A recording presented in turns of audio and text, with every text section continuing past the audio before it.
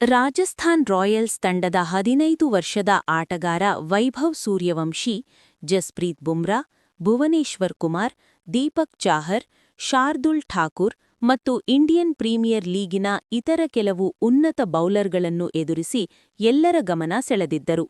ಆದಾಗ್ಯೂ IPL 2029ರ orange cap ಮಾಲೀಕರಾದ ಅವರು Sunrisers ಹೈದರಾಬಾದ್ನ ಪ್ರಫುಲ್ ಹಿಂಗೆ ಅವರ ಮೊದಲ ಎಸೆತದಲ್ಲೇ ವಿಕೆಟ್ ಕಳೆದುಕೊಂಡರು.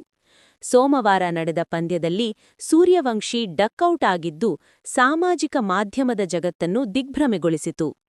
ಜನರ ಸಮಸ್ಯೆಗಳಿದ್ದಲ್ಲಿ ಆ ಬಗ್ಗೆ ಸಂಸತ್ನಲ್ಲಿ ಕೇಂದ್ರ ಸರ್ಕಾರದ ಗಮನ ಸೆಳೆಯಲು ಪಕ್ಷದ ಹೈಕಮಾಂಡ್ ಮೇಲೆ ಒತ್ತಡ ಹಾಕಲು ದೆಹಲಿಗೆ ಹೋಗುವುದು ಜನಪ್ರತಿನಿಧಿಗಳ ಕೆಲಸ. ಅದು ಬಿಟ್ಟು ಕಾಂಗ್ರೆಸ್ ಶಾಸಕರು ಸಚಿವ ಸ್ಥಾನಕ್ಕಾಗಿ ದೆಹಲಿ ಚಲೋ ಮಾಡುತ್ತಿರುವುದು ನಾಚಿಕೆಗೇಲಿನ ಸಂಗತಿ ಎಂದು ಸಂಸದ ಜಗದೀಶ ಶೆಟ್ಟರ್ ಲೇವಡಿ ಮಾಡಿದ್ದಾರೆ.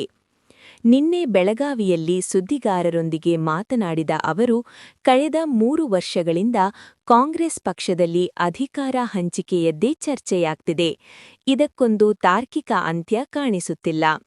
ಅಧಿಕಾರ ಹಂಚಿಕೆ ಬಗ್ಗೆ ಏನು ಒಪ್ಪಂದವಾಗಿದೆ ಎನ್ನುವುದು ಸಿದ್ದರಾಮಯ್ಯ ಮತ್ತು ಡಿಕೆ ಶಿವಕುಮಾರಗೆ ಬಿಟ್ಟರೆ ಬೇರೆ ಯಾರಿಗೂ ಗೊತ್ತಿಲ್ಲ.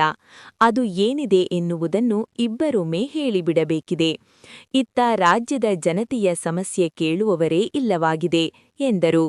ಇರಾನ್ ವಿರುದ್ಧ ಅಮೆರಿಕ ಮತ್ತು ಇಸ್ರೇಲ್ ನಡೆಸಿದ ಜಂಟಿ ದಾಳಿಯಿಂದಾಗಿ ಉದ್ಭವಿಸಿರುವ ಯುದ್ಧವು ಮಧ್ಯಪ್ರಾಚ್ಯ ತೈಲ ಮತ್ತು ಅನಿಲ ಉತ್ಪಾದನೆಯಲ್ಲಿ ದಶಕಗಳಿಂದ ಇದ್ದ ಯಥಾಸ್ಥಿತಿಗೆ ತೀವ್ರ ಹೊಡೆತ ನೀಡಿದೆ.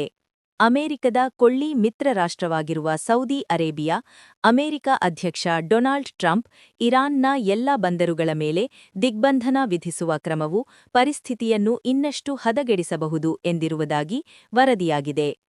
ವಾಲ್ ಸ್ಟ್ರೀಟ್ ಜರ್ನಲ್ ವರದಿ ಪ್ರಕಾರ ಸೌದಿ ಅರೇಬಿಯಾ ಇದೀಗ ಡೊನಾಲ್ಡ್ ಟ್ರಂಪ್ ಆಡಳಿತದ ಮೇಲೆ ಹಾರ್ಮುಜ್ ಜಲಸಂಧಿ ಮೇಲಿನ ದಿಗ್ಬಂಧನವನ್ನು ಕೈಬಿಟ್ಟು ಮಾತುಕತೆಯತ್ತ ಮರಳಲು ಒತ್ತಡ ಹೇರುತ್ತಿದೆ ಎಂದು ವರದಿಯಾಗಿದೆ.